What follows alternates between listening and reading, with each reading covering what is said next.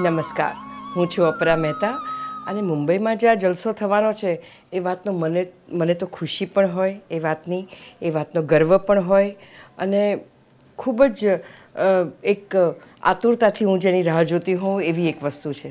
હું એમ માનું છું કે કોઈ પણ ભાષાને જો બચાવી રાખવી હોય તો એ ભાષામાં કયા પ્રકારની કલા છે કે એને એ બચાવી રાખવી બહુ જ જરૂરી છે. અને મારે માટે તો એ બહુ જ અગત્યનું છે કે ગુજરાતી ભાષા સાચી રીતે બચી રહે. મને ગુજરાતી હોવાના સખત ગર્વ છે. મારા ગુજરાતી ભાઈ બહેનો મને હું એ કહેવા માગું છું, જો યંગસ્ટર્સ જો આવા બધા પ્રોગ્રામ્સ તરફ આવતા થશે તો મને લાગે છે કે આપણી ભાષા આટલા વર્ષોથી ટકી રહી છે એમ બીજા 100, 150, 200 વર્ષ આરામથી ટકી રહેશે.